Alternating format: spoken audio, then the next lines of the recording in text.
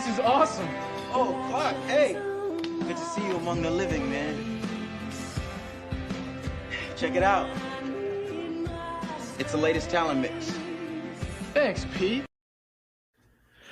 Good to see you all among the living. Hello, everybody, and welcome to the Talon Mix. It's the Smallville recap podcast for real cool guys and real cool guys only. If you are not a real cool guy, get the fuck out of here. I'm a real cool guy named Brian. Here, as always, my real cool guy friend Zach. Zach. What about like real cool girls and gals and not gender nonconforming, like everything in between? Like as long as you're real cool, or do you have to be a real cool I mean guy? I mean the non-gendered guys. Awesome, great, cool. Oh yeah, It's, totally. Just the real cools. You know what you don't need to be real cool to listen to that other Smallville podcast. No, but you got to be real cool to listen to this one. Yeah, fuck right off. You could argue this is a very exclusive club, and that's how I'll phrase our listenership. You know what I've found is that people are really good at deciding whether they're real cool or not in like a real honest way. I think so. You know, I think so. Like, and that's they're real self-aware about whether they're cool or not. I think people are in general. I actually, in general, find that kind of true, kind of. But there is what's the word for is it Dunning-Kruger? Is that not knowing the level of your own like incompetence? Oh, I've never heard that before, but that's great. Michael Scott is kind of the peak version of that, right? There are occasionally people, I have spoken to people who like will like throw down the gauntlet and just be like, I am cool. It's like, no, you're not. Right. I'm saying if you say it, right. That kind of cancels it out. You gotta just kind of live it. Because if you're really cool, you don't care if people think you're cool. Exactly. That's the coolest shit you can possibly do. Yes. We're of course giving people advice before you leave. If you're not cool, if you're turning this podcast off because you're not a real cool guy, we're giving, of course, some tips here. Yeah, I called us real cool guys. God damn it. Just something to work on at home. A little homework. Right. Zach, how's your week been? What have you been up to? Slash, what have you been watching? Really, that's what I was asking. That's the real question, isn't it? Okay, I started off my week by watching Cocaine Bear. Okay, right. You texted me that you, about 20 minutes in, were about to turn it off. Yes, I ended up finishing it. Look, it's not terrible. It's just blah. And, I didn't see it, but I am a little like, how bad could it be? Yeah, it's not like notably bad. Sure. Just a lot of talent involved, and I didn't think it was super funny or cohesive, but there's some good stuff in there, especially Alden. Is it Alden Ehrenreich? That's better than I think that's closer than I can get. He is fantastic, and I need him to be in more stuff. I like him. We are, of course, the Solo defenders. Yes, Solo, we are a Star Wars story. The petition of 2 for Solo, the sequel. Yes, we'll take it. We'll take it, baby. He does have a upcoming thriller like that got really buzzy at Sundance, but unfortunately, it's going right to Netflix. So, at most, that's like 48 hours of people talking about it, and then gone from the cultural zeitgeist forever. Netflix really has ruined the way we watch anything, truly anything.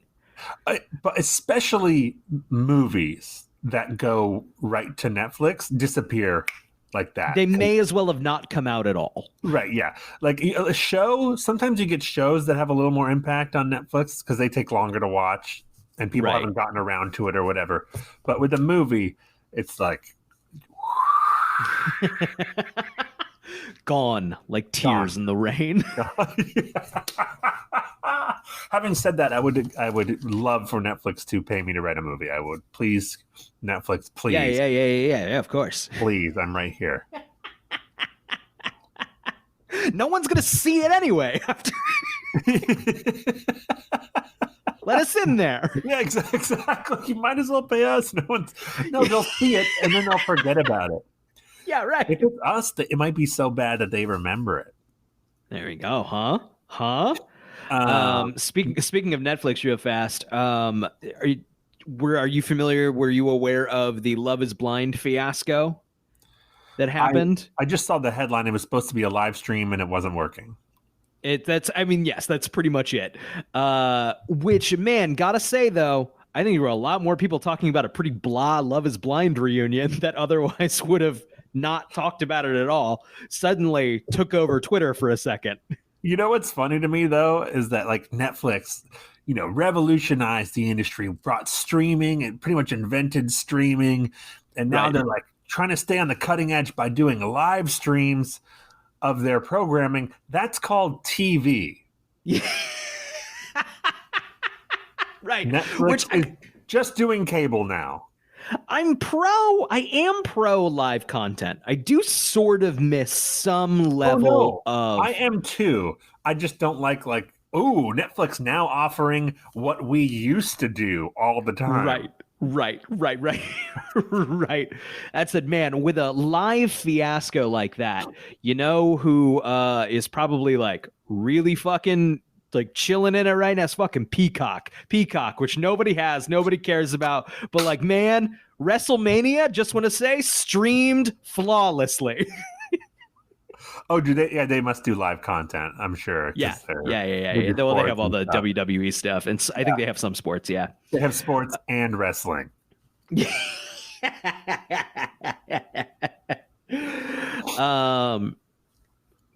What else did you watch? I watched The Witch. We texted briefly about it. I had seen Robert Eggers' other two movies, but I hadn't seen The Witch. So I finally watched it. I liked it. I'm a little bit more lukewarm on it than I think a lot of people. But it was sufficiently disturbing and creepy. It's a pretty creepy movie. I don't remember what I said about it when we texted. You said you liked it, but that it was you had it as the least of his three. Yeah, I think by the time I saw it, it had been pretty hyped. And so when I liked it, that felt disappointing. Whereas had I come into it completely cold, that might have been completely different, Right. I think because they came up around the same time and they both kind of helped invent elevated horror. I'm doing quote marks. That Ari Aster and Robert Eggers often got lumped together. Sure. And so maybe in my mind, I was using that as a benchmark. And I just think there's a lot more going on in the Ari Aster movies so far than the Robert Eggers. I'd agree with that. But I'd agree with that. I like Eggers a lot, but I agree with that. It could also be just over my head. That's totally possible. Yeah, dummy. I am smart because I like. But having said that, I think I said this to you over text. I would watch any of those movies over a Marvel movie anytime. Give me the weird, messed up. Unless I'm with kids, then I probably wouldn't watch one of those movies. Then that's probably not a good idea. It hasn't stopped me so far in my fatherhood, but my child is barely sentient. Probably not even sentient yet. Not making any sort of memories. You Nothing have already watched the most fucked up shit in front of her. I know that for a fact. So yes, I have. Today we watched See No Evil 2, but I'll get into that later. Didn't you write a review that you didn't like See No Evil 1? Like it terrible. Was First garbage? One was terrible. Garbo, pure Garbo. 2, not bad. Let me fire up See No Evil 2. Haven't seen Dazed and Confused yet, but let's fire up See No Evil 2. Yeah, that's pretty much what happened. They gotta say though, See No Evil 2, not bad. Better than See No Evil 1. Significantly. I'd actually say See No Evil 2 was not quite good, but it wasn't bad. It's the T2 of terrible horror movies. It's that level of a leap, yes. It's the same level of increasing quality. Better. Yeah, the same level of better. But thing is, T2 started much higher up. So. Yeah, for sure, because Terminator's great. Yeah. Yes. Ooh, T2 though. Oh God, I could talk about T2. I mean that's like a Mission Impossible situation, so we got to be careful. Yes.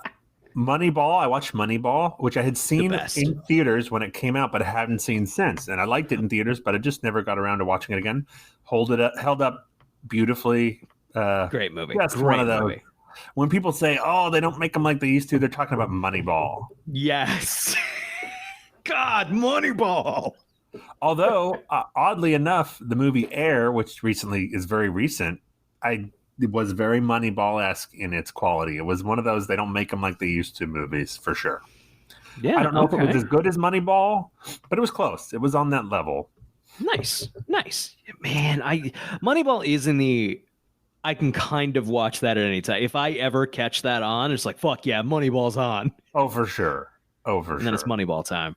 It's interesting because it's got that Sorkin dialogue, but it's not directed like a lot of Sorkin stuff because it's not like rapid fire. It really takes its time with the dialogue. Right. Yes. Yeah. And I agree.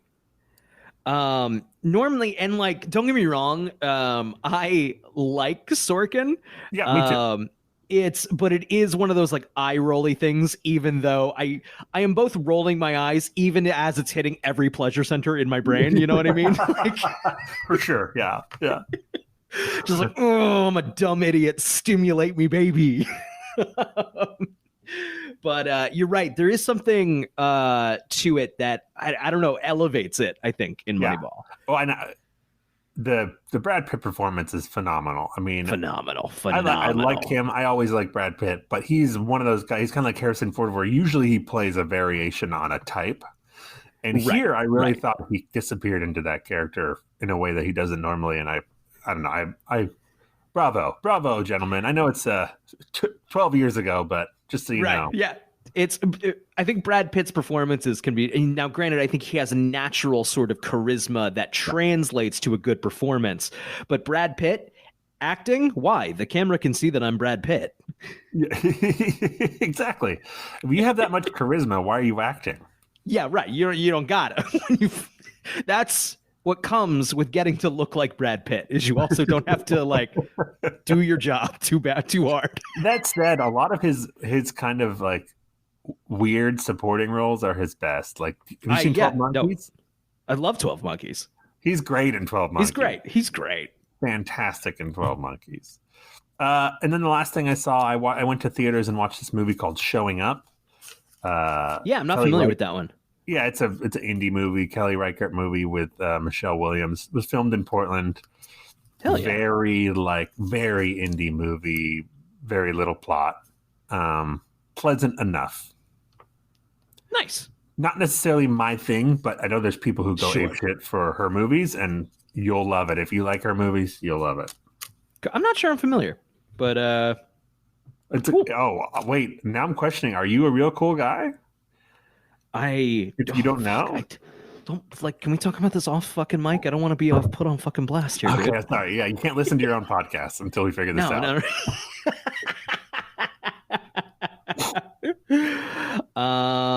Anything else? Nope, that's it. Cool. I watched a lot of Tubi, man. It was a big Tubi week for you, boy. A friend from high school messaged me just kind of out of nowhere, and like we're friendly enough. He lives in the city. We got drinks recently turned into we got drinks a couple of years ago fast. You know what I mean? That kind of thing.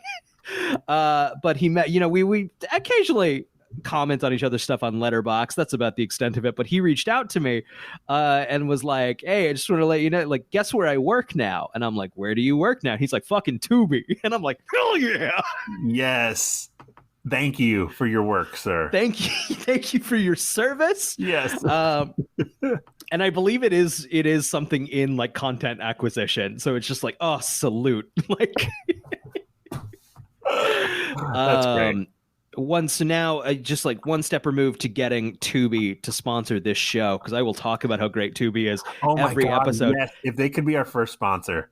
Even though the show that we recap is not on Tubi. Well, they should get on that. They should get Smallville. To your friend, I just want to say, if it ain't broke, don't fix it. Keep doing what you've been doing, Tubi. Don't try to reinvent the wheel. Get Exactly. the same type of stuff that you've been getting. If Tubi gets a little better, I don't think it's as good. I think it's just. Well, I don't go. You know to what I Tubi mean? For well, I go to Tubi for the kind of movies you watch and I watch on there, but also unless it was made before like 1960, then it's like they have really quality old movies on there because no one gives a Yes. shit. So Yes. that's a different thing. But I also go there for that. Yes. And the commercials, they don't bother me. We talked about that last night. It's just kind of part of it. I watched. I watched. What's it called? Columbo. Oh, hell yeah. I watched like the second and third episode. I'd never seen any of them, but Spielberg had directed it, so I watched it. Oh shit, I didn't know that. Yeah, I mean it's an episode of TV. It just looks a little better because it's Spielberg. And I was like, yes, Tubi has it. Tubi has Columbo. I also had not seen Columbo. I was a fan of Poker Face though, which is very Columbo inspired. Oh, okay. So I didn't know they were effectively. It was on for like 20 years, but they were effectively TV movies. They only made like a couple a year. That's cool. Yep. Yeah. Because I was looking at the seasons. I was like 20 seasons. Right. That's a lot of Columbo. It's like 84 episodes. Right. So, right. And they're all like feature length. Yeah. They're little movies. And so he just played that. He would just come back, do a couple every year, and that's great. That's like great. More of that. I love that. Definitely. Monk is one of my wife's favorite shows of all time, and they're coming back and they're just doing a direct-to-streaming movie, and that's exactly what Monk should be doing. Exactly. Yeah. I don't need if that. Right. I don't need the 8-episode run. Right. Nope. Just do a little straight-to-streaming movie, and then hey, if it's good. It's Monk. You can just do another one, Exactly. I like the idea of straight to streaming movies in like a series. I like that. Yeah, I'm with you. I'm with you. That. Yeah. So what I actually watched this week, so what I go to Tubi for is to go, I haven't seen 2002's The Scorpion King since theaters. And then within minutes, I'm watching The Scorpion King, a movie that I will say, in the exact context in which I watched it, I kind of liked it. Scorpion King 2, however, woof, Garbo time. I was shit-faced watching that one, and I still was like, this is the worst. Direct-to-video, right? What's direct-to-video? Was that Couture, or who's in that one? Yes. That one was awful. I don't know what I was expecting. I was expecting to like have a little more fun with it. It's one of those movies where you just feel like immediately offset. Everyone on camera, everyone off camera is like, no one's watching this. We just need a video file to go on the DVD. They'll slap the picture up on the red box. Exactly. Yeah. I was at a basketball game once, a Blazers game, and they were like, Row, blah, blah, blah, wins a Blu-ray, brand new Blu-ray of the movie Scorpion King 3. Oh, boy. I was like, oh, this is a prize? I'm supposed to get psyched about Scorpion King 3? Yes. They made 5 of those, so 4 direct-to-DVD sequels. The most recent one is 2018. Keep them coming. Keep them coming. Like Tremors. Exactly. There you go. They must make money. I mean, because they cost $5 to make or whatever, probably. I assume at this point, by 2018, right, they cost $5 to make, and I assume they're just kind of, you probably sell them as part of a package deal to something like Tubi, right? Right. That makes sense. And so it just needs to be, and it's like, so we've got all these Scorpion King titles, all of these titles, we're selling you this many hours of content licensing rights. It's all Tubi, the official home of the Scorpion King library, excluding Scorpion King 1. Right. The only, real Hollywood film. Let's see. So I have 2 things I actually want to talk about, aside, of course, from See No Evil and See No Evil 2. See No Evil, bad. See No Evil 2, not bad. I watched Star Crash. Are you familiar with this at all? Were you familiar with it? Refresh my memory. It is an Italian film from 1978. Oh. And this was basically just the most shameless knockoff of Star Wars. Star Wars is 77. Italy's like, we can do this, and they could not. I believe, like, if you pull up lists of the worst movies ever made, Star Crash may come up. MST3K has an episode on it. That's probably fun though. It's so. I gotta say, I really freaking enjoyed it. I actually genuinely had I love the aesthetic of dopey 70s sci-fi, and this has so much of it. It's an early David Hasselhoff role, which is weird. Great. Christopher Plummer is in it, briefly, as sort of maybe the closest thing to like an Obi-Wan Kenobi thing. He just wanted to go to Rome and was like, sure, I'll make a little money while I'm in Rome. Exactly. Yeah, why not? He says the gobbledygook. It's filled with miniatures and dopey stop motion animation. All of the space travel stuff, the stars are like multicolored, which gives it this cool kind of psychedelic disco-y fucking vibe. I mean, it was a terrible nonsense movie. Make no mistake. I had a blast with it. What more can you ask for? The main character also, this was funny. I had no idea this was the case. In high school, I really enjoyed a band called Stella Star. And I'm now realizing that band must have been named after the main character of this movie, who is named Stella Star.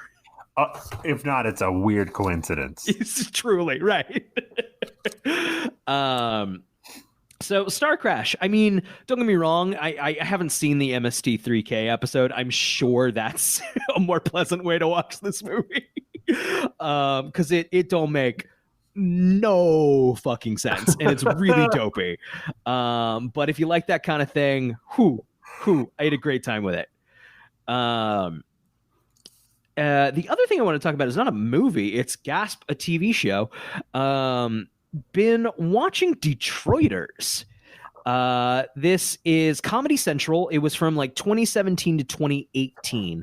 If you've seen I Think You Should Leave, this is Tim Robinson and Sam Richardson's Comedy Central show. Didn't last very long. They only made like 20 episodes. But if you are a fan of I Think You Should Leave, and that, kind of style of humor, I think Detroiters is an absolute must watch. It takes that sense of humor and applies it to actually like really good, really sweet sitcom storytelling. I don't know what took me so long. I'm a big I Think You Should Leave fan. I probably should have gotten to this years ago. But it's one of those shows that like I watched the pilot and I understood quickly. It's one of those things you watch and you understand why it got canceled, because like, oh, this was too good for Comedy Central. Right. Yeah. This is too well done. Detroiters, man, if you're into that kind of, and I understand I Think You Should Leave isn't for everybody. I think some people find that level of, what's the word I'm looking for? Wackiness? I don't know. A little hard to parse, I think. When is it being funny? When is it really just being, it really is just that stupid. I think can be tough for some people to parse, but I love it, and I love Detroiters. I've never seen I Think You Should Leave. It's a sketch comedy show. Oh, okay. It's Tim Robinson was briefly on SNL, but it was kind of one of those guys where like everyone loved him, everyone thought he was funny. So like their fingerprints are all sort of SNL executive producing all over these things, but like his style of comedy is kind of similar to the before. Too good for SNL. It's too actually funny. I say this as someone who's watched SNL every week for your entire lifetime. Tim Robinson is actually funny. I think You Should Leave. It's a lot. I mean, don't get me wrong. There are 11-minute episodes. You can watch a whole season in an hour. Sweet. But season 3 is coming soon. Very excited for that. recommend it. I think you should leave Great. and Detroiters. I guess that's everything for me. Well, should we talk about a really good CW show from And the early really, 2000s? really good show. I don't know about the episode. It was a middling Smallville episode. It's definitely like a middle of the year. Yep. All right, let's get into it.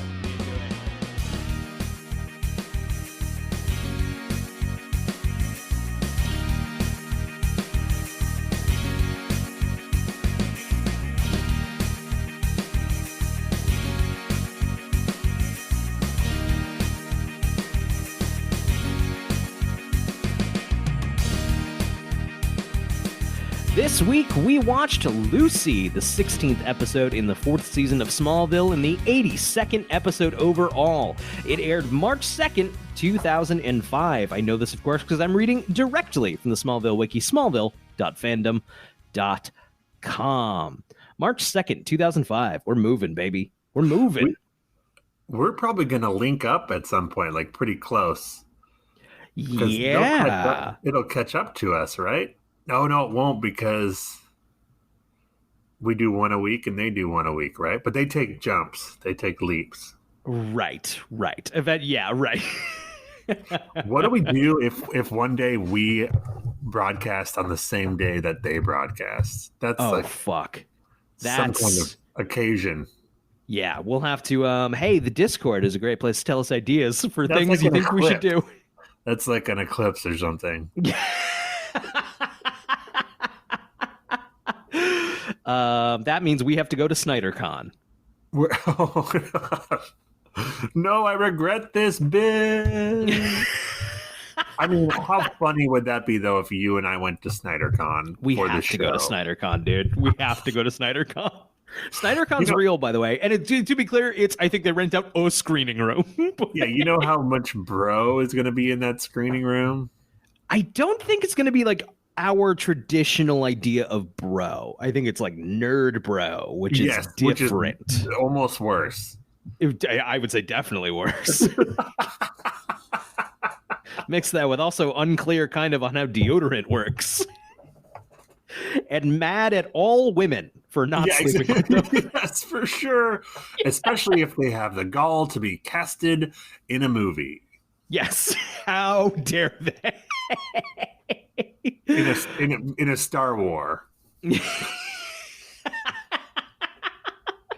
Star Crash, on the other hand. Yeah. Lady main character, woke bullshit. All the way back in 1978.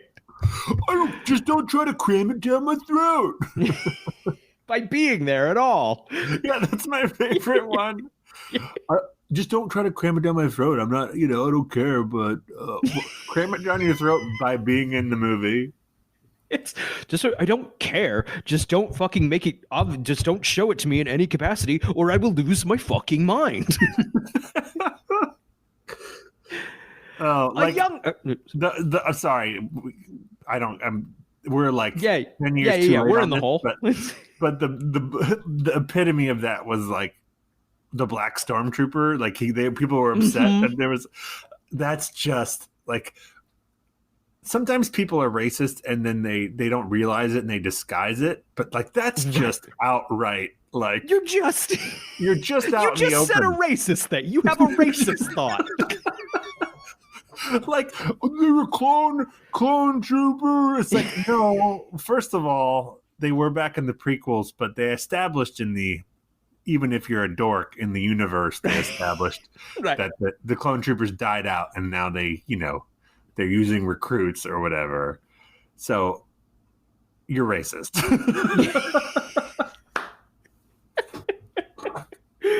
A young girl is skiing down a mountain in Switzerland. She is expertly eluding her male companions. Companions is a strange word to use, considering they are chasing her. And this is a very long skiing sequence. It is, and I think I had a question mark. I got a question I wrote down. Is this ski sequence totally nonsensical? Question mark. It don't make no sense. I was thinking, like, did Triple X come out recently? That fucking Vin Diesel movie, and even then, 2005. No, we're a couple of years away from it. It's supposed to be like a James Bondy type. They're in this. That's the vibe I got. Whatever, except for it's filmed in that mountain above Vancouver, Right? And it's clearly like a public ski slope because you see all these people in the background and like kids and stuff in the background. So it just loses like the James Bond luster a little bit when there's a bunch of like other skiers just like enjoying their day. Also, story logic wise, I don't understand what's happening. No. She steps out of this building on the top of the Alps. And dressed like the Pink Power Ranger, should also say. She smiles. She's taking her time. She puts her skis on, and then she skis down a flight of stairs and then down the mountain. First of all, she could have walked down the stairs and then put the skis on. Like, no one was chasing her at that point. Nope. So she does that, and then the people appear out of nowhere and chase her. So was she running from them already? If not, where did they come from? Why are they chasing her up on the mountain? What was she doing on the mountain? Unclear. All unclear. It's really an excuse to show some people who are good at skiing do cool ski tricks. Why, though? Why? Because they're like, we're in Vancouver. What locations do we have nearby? I guess so. Did they just want to go skiing?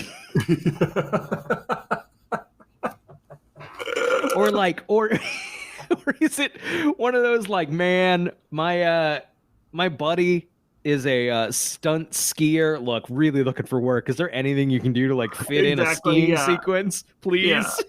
No, I think it's one of those that's on the page is like, oh, it's a cool James Bond sequence. Right. And then on the screen, it's like, oh, no, that's not what this is. Nope. At 3 a.m. in Smallville, Lois Lane, in Clark's bed, it says in parentheses, is awakened by her ringing cellular phone. You could have just said her phone. Well, there's a chance that this was written right when the episode came out, and then you did have to differentiate between phone and cell phone. You are potentially not wrong. She learns that her little sister Lucy is coming to visit her in 2 days while on break at boarding school. Yeah. So Lucy calls her. Lucy escapes this guy on the Alps, goes over a jump, lands, comes to a stop, and pulls her cell phone out and calls Lois to tell her that she's coming. Like, the guy's not that far back. Yeah, right. Yeah. It's people on Smallville really don't make sure they're really truly clear before doing things. That's what a weird moment, because she's not like calling like, "Hey, I'm on my way. Like, I'm coming right now." It's like, "I'll be there in 2 days." Okay, you could have called an hour later. You could have called tomorrow, and that was still an okay amount of warning, I think. Maybe that's the only good spot for reception on the Alps. That's famously how Switzerland works. Yeah. So after attempting to cook breakfast, it says here in parentheses, soggy pancakes and burned bacon, Lois reluctantly asks the Kents if Lucy can stay for a few days just as Lucy arrives.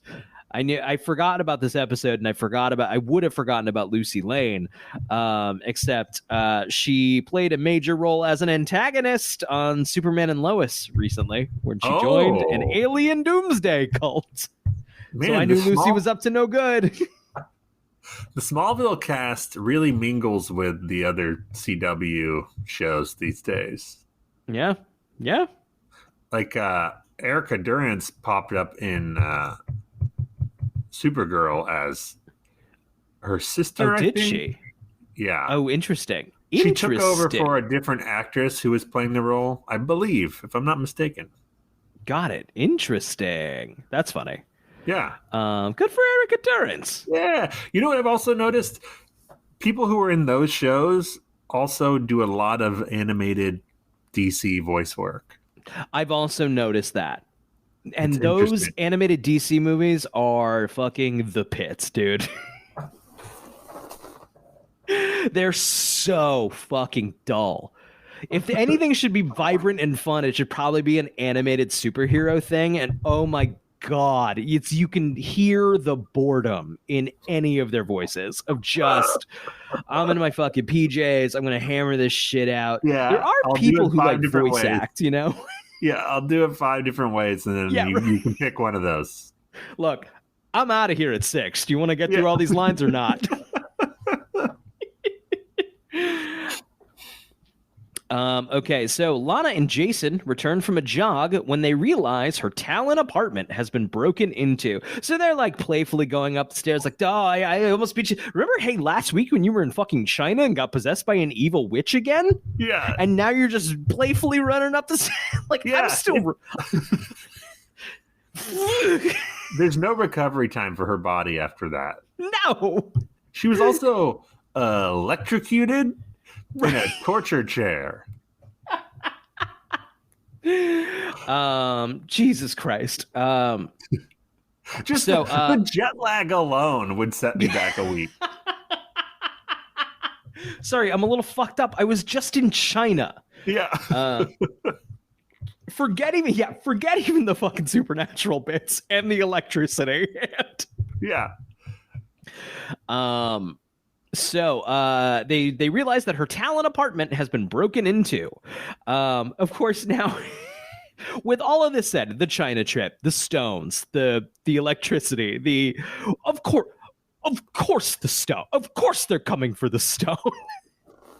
But no, she goes to like look for her fucking phone first. Hope they didn't get my phone.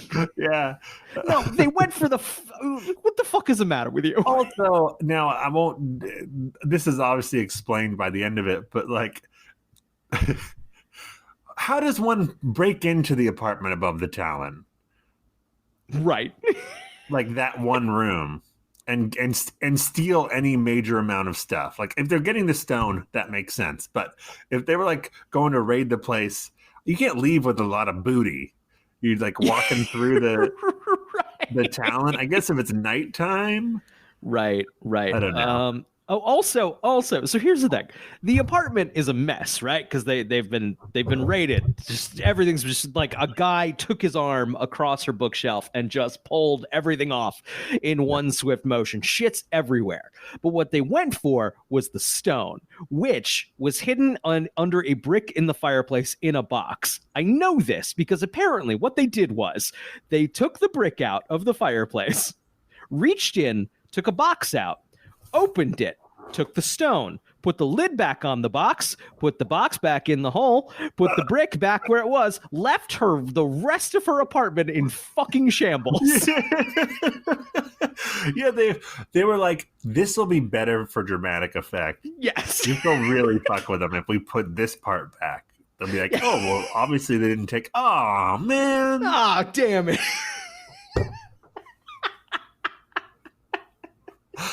Oh, shit. Lana convinces Jason to forget about the stone, saying that whoever took it can keep it. She tells him that she's tired of their relationship revolving around the stones, and Jason agrees to drop the subject. I'm tired, she does say literally, I'm tired of our relationship being about chasing relics and not about us. Lana? You were just in China last week where you were possessed by an ancient evil witch that apparently continues to live inside of you. Hey, Lana?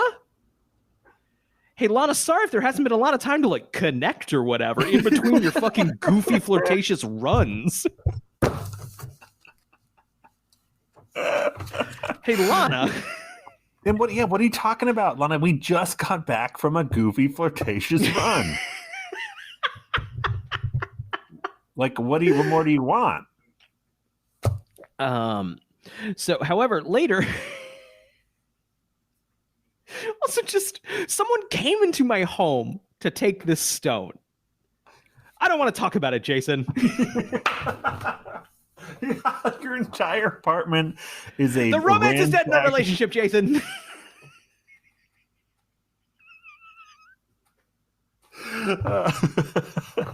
Yeah, there's some fishy shit going on, clearly.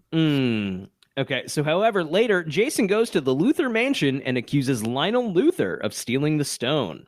Jason is in the process of roughhousing Lionel when Lana walks into the room.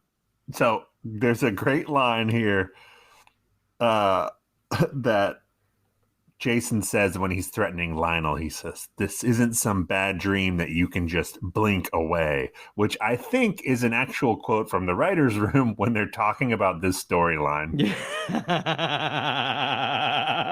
They're trying to break the story, and someone's like, "This isn't some bad dream that you can just blink away. These are decisions we made. We started this fucking story, and we have to figure out where it goes." God, how good is John Glover, and how fucking good does he look in this episode? So good, man. The hair, it's like, as much as I miss the fucking beautiful mane, the hair, it looks great. He looks great. It's coming back in, so it's just like, it's a beautiful state it's in. He comes in, the storyline is on fucking life support, and he comes in, and it's like, okay, I can vibe with this. Yeah. Give me more. Much to Clark's annoyance, there are now 2 Lane girls to drive him crazy. However, he seems to get along with Lucy since she flirts with. They're vibing. They're vibing. Serious vibes. She flirts with him constantly. Lois hands Lucy off to Chloe to show her around because she's gotten a job at the Talon. There's a fun beat here. Of Lois being bad at her job at the coffee house. After Lucy exits, Clark notices that Lois seems grumpier than usual and asks why she's not happy to see her sister. Lois explains that their relationship is strained after her mother died. She became a mother figure for Lucy and never got to have a real childhood. Eric Endurance is doing her work here. She did good. Sure. Yep. It's a good bit. I actually think the girl playing Lucy is good too. Really good too. Yeah, I agree. So there's a moment there. They're in the coffee house, that's Friends. They're in the Talon. Chandler walks up. They're in the Talon. Just a dream come true. Ooh, give it to me. They're in the Talon, and it's Lex and Clark, and then Lex meets Lucy, and she brings up, she plays violin or whatever, and he gets really intrigued, and there's like a flirtatious moment between him and Lucy, right. And I wrote down in all caps, "Back off, Lex." Back off. He's like, "Well, I'd love you to come over, for you to come over and play. I'll play piano and you play violin." And you are an adult. You are an adult man. Billionaire Get a job. Man. Leave these teenagers alone. Get some adult friends. My wife loved. She watched half the episode. On the couch, but just Lex going like, "Come by the mansion sometime." Like, that's not come by my house. Just come by the mansion. Yeah, that's true. I never thought about that. Swing by the mansion. I live in a mansion. I live in a mansion, by the way. The mansion in Smallville is mine. Just the one. That's me. Okay. Sorry, just finding where we are. Clark goes to the Talon with Lois. When Lucy and Chloe arrive, he introduces Lucy to Lex, but she already knows who he is. Chloe mentions that Lucy is a skilled violinist, and Lex invites her to the Luthor mansion to hear him play the piano. Back off, Lex. Get the hose. Get the hose for Lex. Clark notices a shadowy figure enter the Talon and stare intently at Lucy. It is one of the men who was chasing her in Switzerland. Clark asks Lucy who he is, but when she turns to see, he's gone. How do you lose track, Clark? How do you lose track, Clark? How do you, of all people, lose track? Super speed, super hearing, X-ray vision. Like, Clark, I'm pretty sure if you tried a little harder, you could figure that one out. That night, Clark, in parentheses here, on the sofa, awakens to see Lucy slip out of the house. Do you think we're officially Batman hitting the point? gets What's frustrated with Superman because like he tries to do his disappear thing and Superman's I can see you through that wall. I can see you right there. No, gotcha. Yeah. You're Oh wow, here. taking the stairs, huh? Okay. Bruce, don't try that shit with me.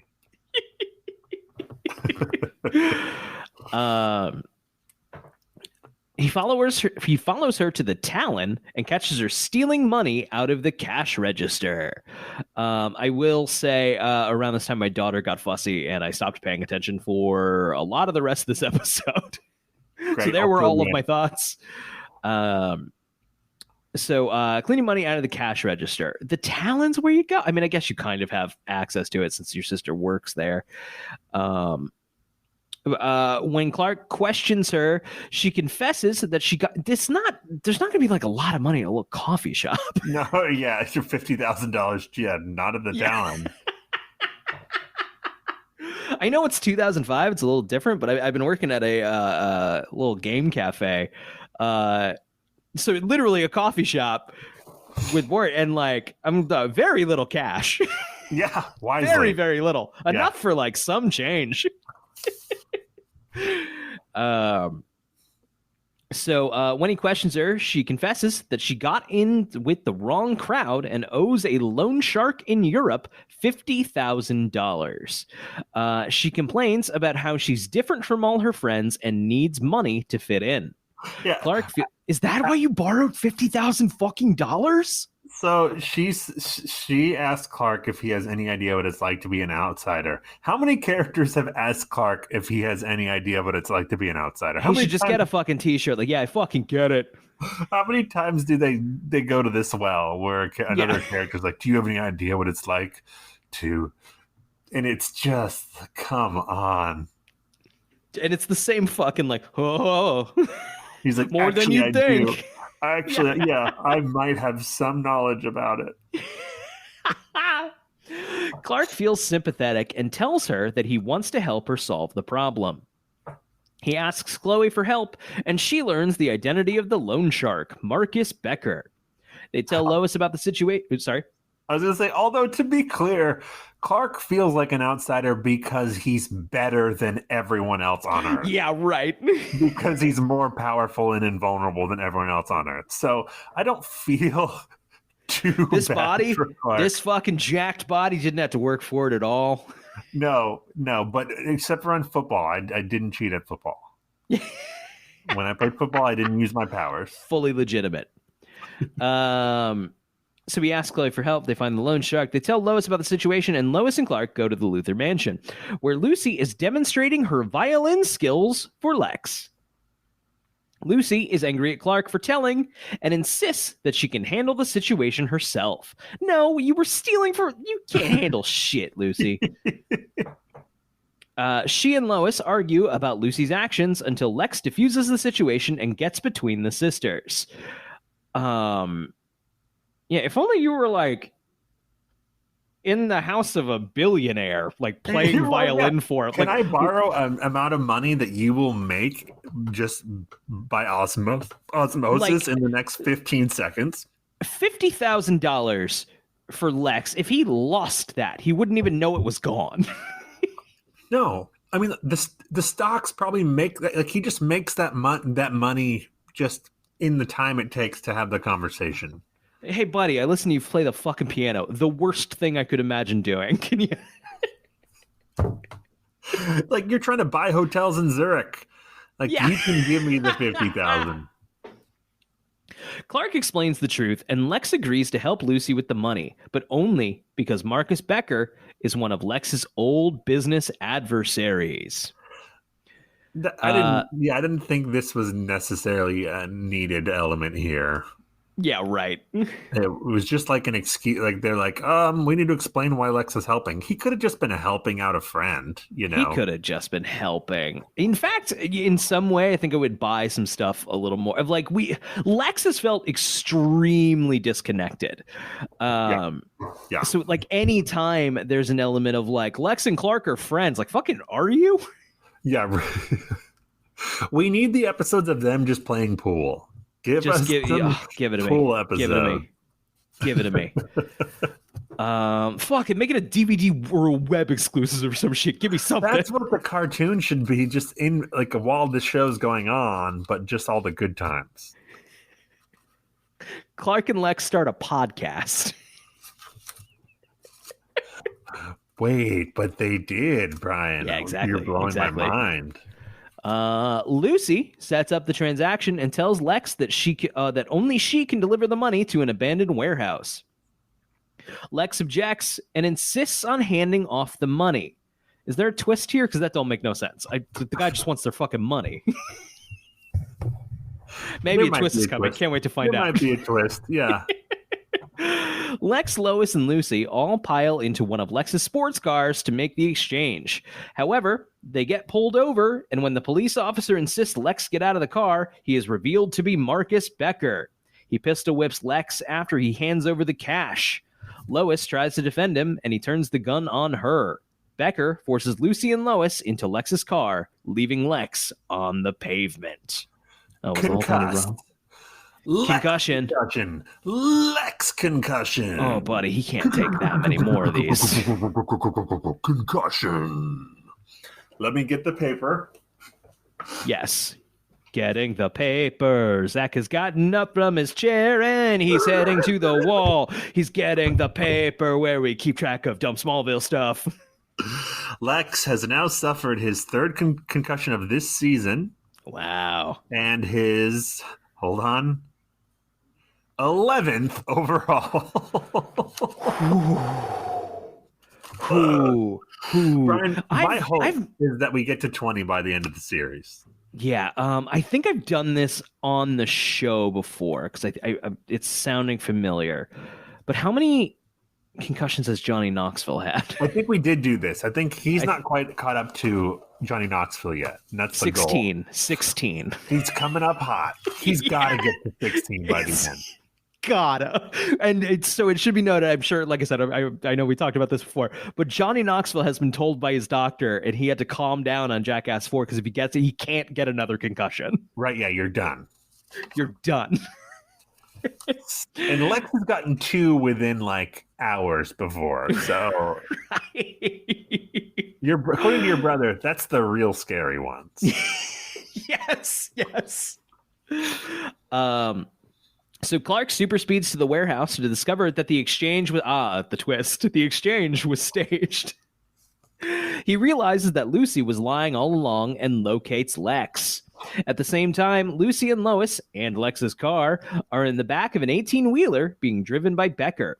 During an exchange with him, Lois notices that Lucy is on very friendly terms with him and also realizes that Lucy staged the whole thing. Oh, the wiki is just trying to brush past the worst part of this episode and some of the I don't remember what it is. Dumbest things in Smallville. Oh, like, baby. That was a conscious decision by the wiki not to get into it. I'm telling you right now.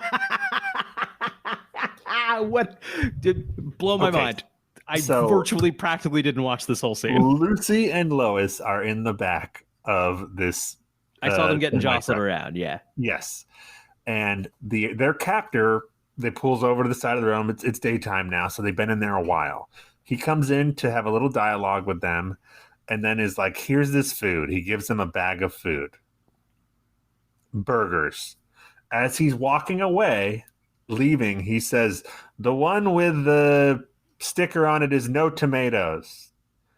And then leaves. And then Lois turns to the camera. This is the dramatic act break and goes, how did he know you don't like tomato?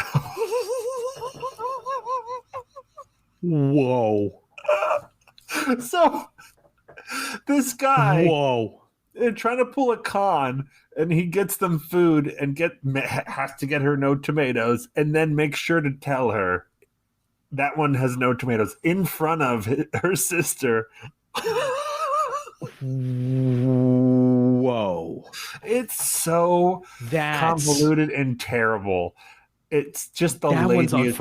That's unforgivable. That's the ultimate, like, it's 8 p.m. We got to go home. It's bad. It's bad. That's the kind of thing you get there on the shooting day and they read the line and like, oh fuck, did we not change that? Yeah, I think you should watch it just for Yeah, that. I'm going back, baby. But not back, baby. No, I wish we were going back, baby. Lois is angry and hurt over Lucy's choices, and they have an intense argument over their fractured childhoods. Lois thinks Lucy is throwing away a promising future, but Lucy resents Lois because she got their father's attention. Back at the mansion, Clark and Lex try to decide what to do. When Becker calls demanding ransom, Clark superhears the name of the road on which they are traveling and goes to apprehend Becker. He waits on an overpass and jumps onto the top of the truck. Getting inside the cab, he knocks Becker unconscious and pulls the truck over to safety. When Lex and the police arrive shortly afterward, Clark zips away unseen. We get some cool stunt work there, some actual stunt work. Yes, some good stuff to watch. So I'm sure you didn't notice this, but no, probably not. Lex gets knocked out when Lois and Lucy get kidnapped. Clark goes to the place where the meeting was supposed to be, finds out it was a trick, goes to find Lex. Then we cut to Lucy and Lois the next day in the truck, that whole scene. And then we cut to the Luther mansion. It's the next day. Lex is in there. Clark storms in and he's like, it was all a ruse. I found the warehouse. He found the warehouse last night before he found Lex. Oh. Did Lex just not regain consciousness all night? Just like, so Clark just dropped him off at the mansion, let him sleep. And then went home and then came back and was like, hey, now that it's morning, let's have this conversation. Lex was still like a little glossy-eyed, still slurring his speech a little bit, and Clark realized his chance for like a do-over. Like, I don't think I was dramatic enough in my reveal. So I get the do-over, baby. Let's go again. They had that whole conversation last night. Yes. Yeah. He's like, all right, I'm just going to really go for it. Oh my god. Clark gets a text in the morning like, yo, you want to come over and play Xbox? He doesn't remember. How do you know? How did he know you don't like tomatoes, Brian? It was the tomatoes thing. Concussion. They knock out the bad guy. I gotta say, how do you feel about tomatoes on a sandwich? I like tomatoes on a sandwich or a burger. I do. Okay. I don't like tomatoes is wrong. I like a tomato just fine. I'm like, tomatoes, yucky. Don't like them on a sandwich. I think they change the texture too much. It has to be a good tomato. It has to be you know. And I like the way it goes with the mayonnaise. If it's a sandwich or a burger with mayonnaise, then I'm on board. If you're not putting mayonnaise on it, then don't bother with tomato. My thing with tomatoes, it's a little like me in any social situation where like, we get it. You're here. You can fucking relax. I'm just busting in like, I want attention. That's a tomato. I see too much of myself in it. Tomatoes are such attention horse. Yeah. I'm here for like the turkey and the lettuce and the mayo. I don't tomato. I acknowledge that you're here. You don't have to get your fucking taste on anything. Just bouncing fucking conversation to conversation. Just like, I'm here too, by the way. Fuck off. That is a blazing hot take, and I'm here for it. There we go. I love it. Lex attempts to have Lucy turned over to the authorities, but she escapes in his car. Lex goes to the Kent farm to inform Clark that they later found the car, but not the money, and Lucy is nowhere to be found. Once again, this is like $50,000. Is that it? Right, yeah. Lex could don't get me wrong, you don't just want to be like a target, but like, Lex can like put some people on this, right? This could be he has a security team. Right. Tell me when this is handled, right? Right. He uses the security team, but also he leads the charge with his gun. Did you notice that? The billionaire is like, I have the security team, but I want to lead the charge. This is, to be clear, an assistant leaning over during a meeting about a completely different thing. Go, oh, by the way, the $50,000 thing is handled. Oh, good. Great. Yeah, it should be. But he should be breaking no sweat over this. I think he is that way with most stuff, but not when it comes to high schoolers. Then he's got to be really hands-on. Of course. When it comes to high school stuff. He definitely didn't like tell his assistant to get the blown up picture of Clark. That's something he did himself. You're right. You're right. That was all. He did not delegate that. He did not delegate that to anyone. Did he start the draft in email before going like, ooh, backspace, backspace? Maybe this is a job for photos Lex. for me. And they're like, which photos? And he's like, never mind. I changed my mind. I'm not going to blow up any photos. Definitely not of a teenage boy that I'm obsessed with. No. Goes to the coffee shop with a little mustache on. My friend wants a giant picture of this high school boy. This is my son. This is a picture of my son. Now give me a giant picture of my son.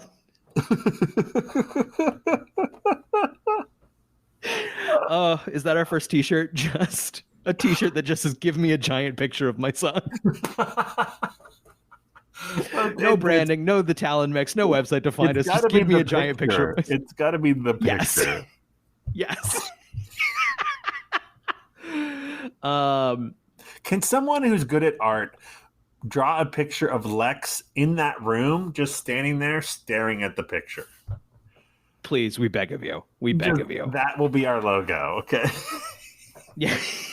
Yes. That should be the Talkville logo. That should be the Talkville. No. Dibs. I can't wait till they get to this episode on Talkville. This is the one we're calling in for, and we're just gonna go. We're just gonna go on the picture. We're just gonna go. Yes. Clear out. I want every single detail. We haven't called Talkville in a while. Maybe we do that on the show again. Yeah, I think we should. Yeah. I don't know where they're at in Talkville, but they're on season 2, halfway through, I think. Okay, all right. Oh, we got plenty of time. Yeah. So Clark feels bad. Oh, wait. Let's see. Do. They found the car. No money, and Lucy is nowhere to be found. Clark feels bad that Lois and Lucy's relationship is so damaged, and says he wishes they got along. He and Lex talk about siblings, and Lex tells Clark that he sees him as a brother. All right. Maybe in season 1 I bought that. Yeah, he says, you're more of a brother. You're closer to me than any blood brother. Yeah, all right. That was before the later picture. At school. Yeah, right. Before I found out about the picture. Now we're on okay terms. How big is your picture of Lucas, Lex?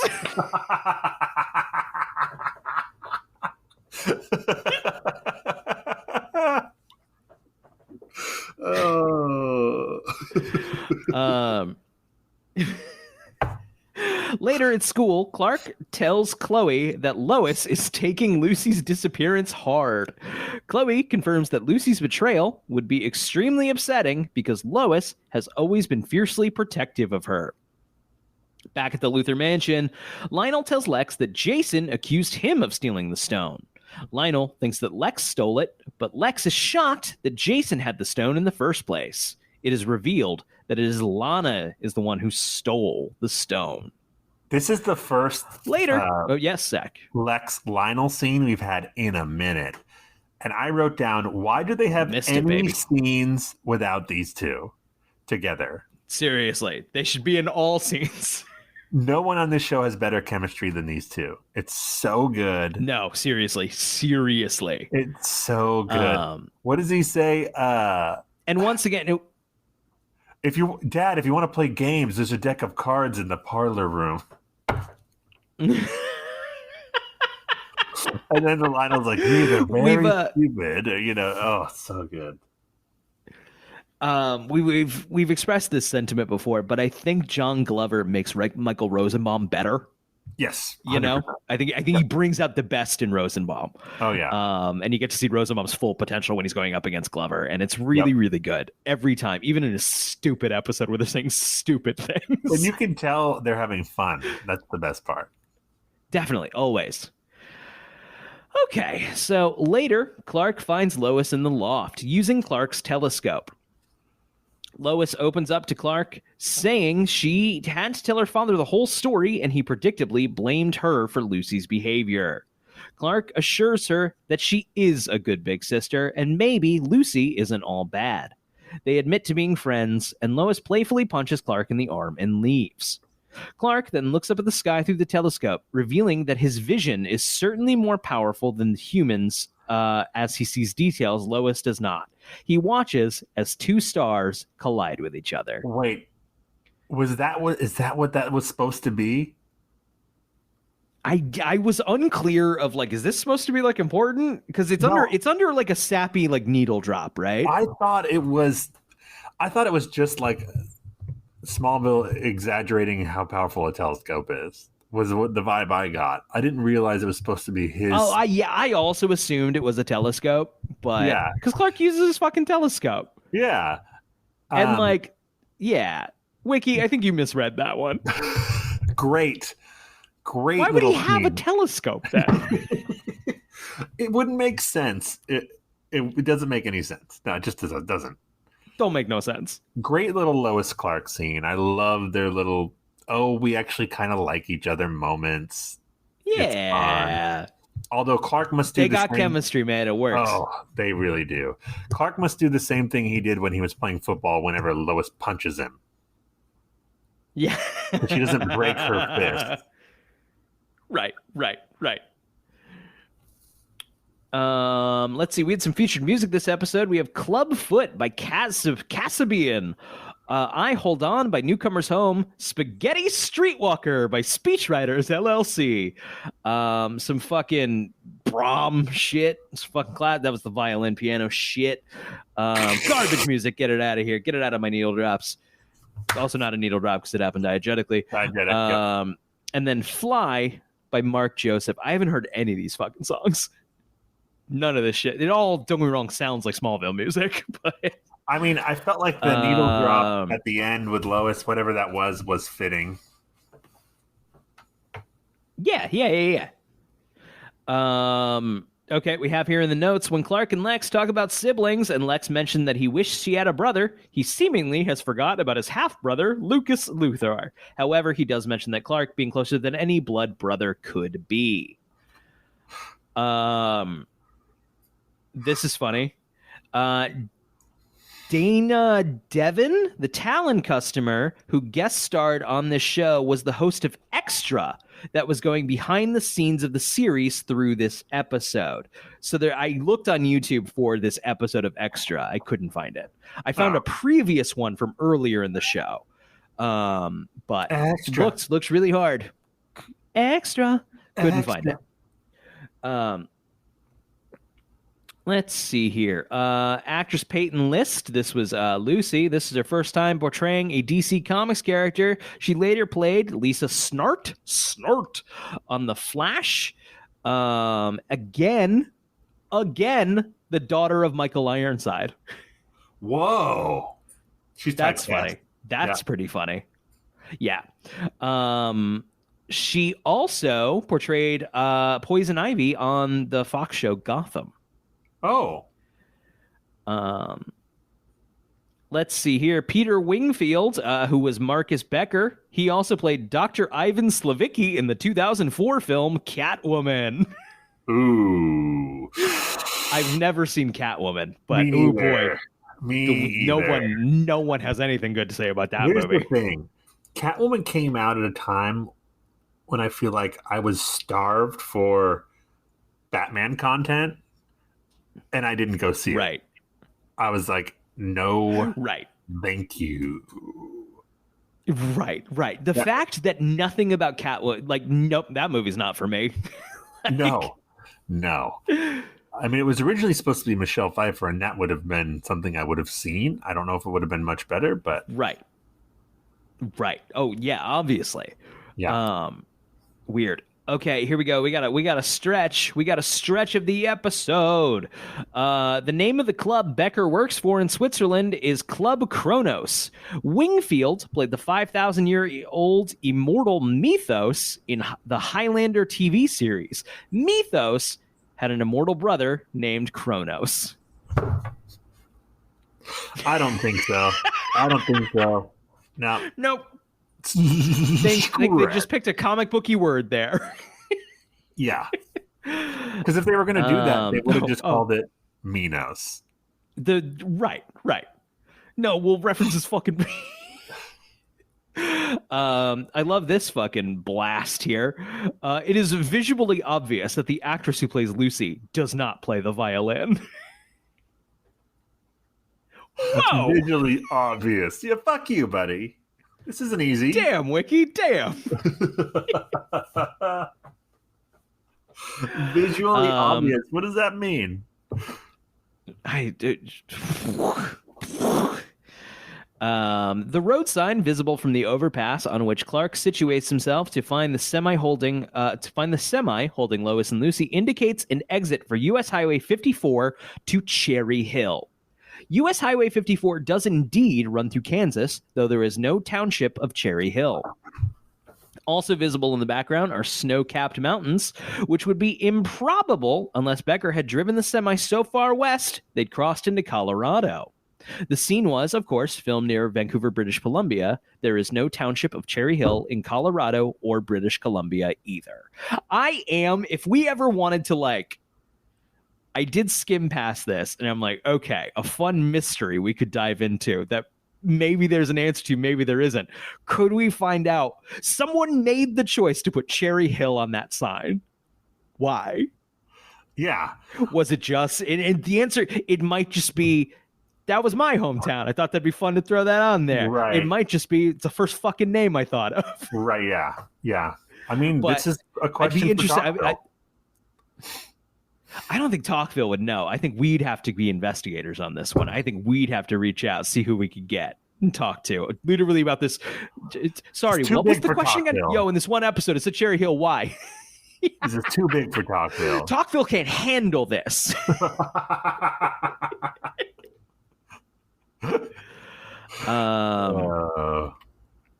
I guess that's everything. I do want to say I'm very excited for next week. Not because I remember the episode at all, but the thumbnail on Hulu has Lex in the coolest green glasses I've ever seen. It's like straight out of a 90s cyberpunk. Yes. What is it called? Onyx. Oh, it's the one where Lex splits into two, good Lex and evil Lex. I'm sorry. How do I not remember this fucking episode? Yep. That's 100% oh my what God. it is. Yeah. I mean, one of those God. Lexes has to get concussed at some point. Oh my God. I'm so excited for next week. It's gonna be good. How could that be bad? That it can't be. Everybody, thanks for listening to the Talon Mix. We'll be back next week. Hey, if you're so inclined, we have a Patreon. We don't expect anybody to do that, but if you do, we got some bonus shows. We got to record some bonus shows, Zach. And let's see, in the description, we also have a link to our Discord. The Discord's the best place to come say hello. We're not scary. Or are we? I don't know. Maybe there. You don't have to be a real cool guy to go into the Discord. No. You have to be to listen to the show. But the Discord's open to all. Discord's for losers. Wait, no, that's not what I meant. Yeah. I think that's everything. Zach, do you have a question for the Smallville gods? Smallville gods, will the episode with the giant picture of Clark be the first one where they air one of our questions on Talkville? Good night, everybody.